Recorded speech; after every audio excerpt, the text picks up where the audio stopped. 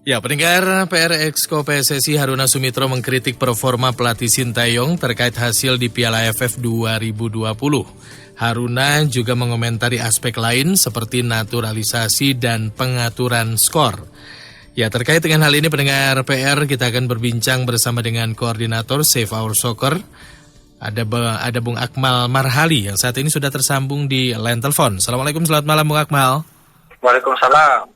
Salam olahraga. Salam olahraga Bung Akmal. Sehat Bung Akmal?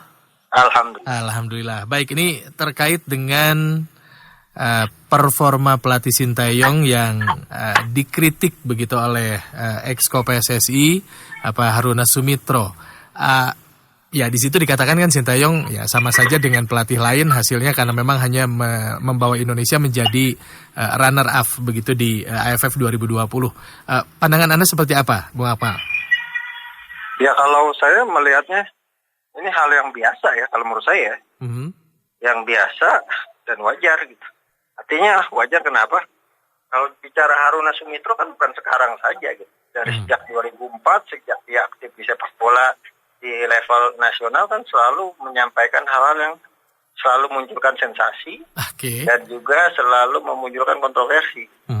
Jadi apa yang beliau sampaikan sejatinya bukan apa-apa, bukan sesuatu yang baru gitu kan. Nah, cuma permasalahannya memang akan menjadi hal yang cukup kurang positif buat pencitraan PSSI. Artinya ada hal yang disampaikan di waktu dan momen yang tidak tepat. Kenapa saya katakan waktu dan momen yang tidak tepat? Karena saat ini Sintayong ini kan ibaratnya lagi jadi media darling. Ya kan, masyarakat lagi mengeluh-elukan. Ibarat drama Korea, Jungkooknya lah. Sintayong ini jadi Jungkook lah di kalangan masyarakat Indonesia penggemar drama Korea gitu kan. Jadi menurut saya hal yang biasa apa yang disampaikan Haruna terkait dengan timnas. Misal, mengapa saya katakan biasa? Evaluasi itu hal yang biasa yang dilakukan dari sebuah federasi yang mengontrak pekerja profesional sebagai pelatih, kan harus ada evaluasi juga, kan? Baik itu sukses ataupun gagal, tetap ada evaluasi. Dan saya Our Soccer pernah menyampaikan bahwa setelah Piala AFF, ya Sintayong harus dievaluasi apa yang menjadi kelebihan timnas kita, apa yang menjadi kekurangan, utamanya yang menjadi kekurangan, misalnya soal striker. Nah, bagaimana kemudian striker ini harus dibenahi, gitu kan? Apa kemudian kita harus intervensi kompetisi yang meminta setiap klub untuk memainkan striker lokal, gitu kan? Atau hal-hal lain yang kemudian disepakati bersama antara manajemen PSSI dengan manajemen timnas. Nah, ini kan permasalahannya menjadi ramai. Saya melihat kemampuan komunikasi Haruna Sumitro yang kurang bagus menurut saya ya. Apalagi kemudian masyarakat sudah mencap Haruna Sumitro ini selalu negatif gitu. Jadi jubir yang salah lah kalau menurut saya.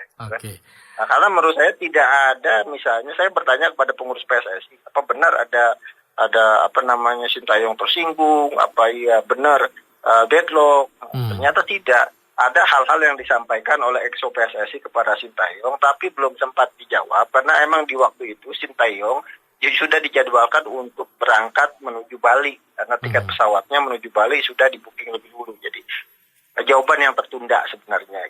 Yang kedua, kalaupun kemudian ada perdebatan hanya karena salah persepsi antara penerjemah dengan apa yang disampaikan atau gaya bahasanya Pak Haruna misalnya gitu kan. Ya kan? Sama saja misalnya sempat di awal-awal Sintayong melatih, para pemain tersinggung dengan apa yang disampaikan Sintayong karena bahasa Sintayong diterjemahkan benar-benar terjemahan sesuai dengan artinya oleh penerjemah. Misalnya bodoh gitu kan, disebut saja bodoh gitu, padahal misalnya bukan bodoh, kamu ini salah gitu, harus dibenahi kan. Faktor bahasa juga akan bisa membuat orang salah tafsir terhadap pembicaraan gitu. Yang menurut saya misalnya ada hal-hal yang disampaikan oleh Haruna Sumitro menurut saya logis gitu kan. Misal bahasa yang mengatakan tadi kalau runner up ya sama saja sama yang lain gitu kan. Artinya untuk di level Asia Tenggara memang kita harus jadi juara gitu, targetnya gitu kan. Nah, kalau kemudian menjadi runner up ini kan sama dengan yang lain. Kenapa? Sebagai ilustrasi misalnya Luis Mia ketika mau dikontrak oleh PSSI kan diadu dengan Sintayong, ya kan? Dua-duanya presentasi. Luis Mia tidak bisa menjanjikan juara, Sintayong menjanjikan juara, menjanjikan prestasi. Makanya akhirnya kemudian yang dipilih antara Luis Mia atau Sintayong adalah Luis Mia di era kepemimpinan Pak Iwan Bule ini, gitu kan? Nah, kemudian, jadi kalau menurut saya level Asia ini adalah Asia Tenggara adalah levelnya Indonesia, habitatnya Indonesia. Jadi kita perlu target juara, gitu ya. Misal di SEA Games, di Piala AFF kita harus juara. Kenapa? Karena ini level kita level paling terendah, gitu kan.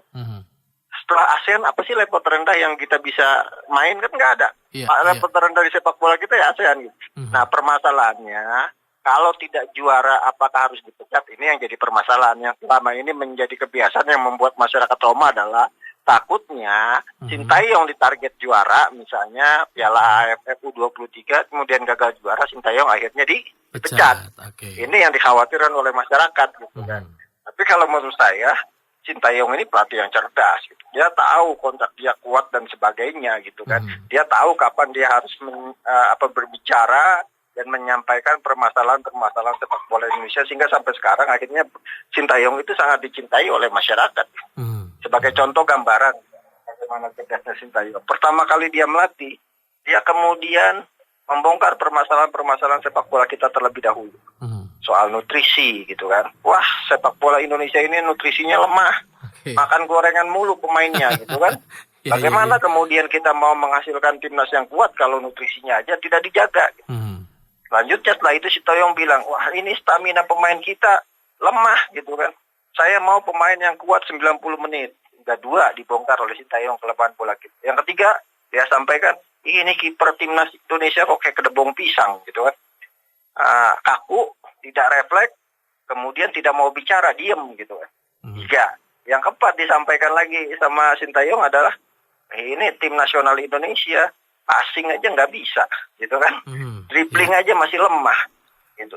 Bagaimana mau juara? Artinya ketika kemudian diungkapkan ini kan kemudian memunculkan satu kesimpulan oleh masyarakat, jangan target juara dong.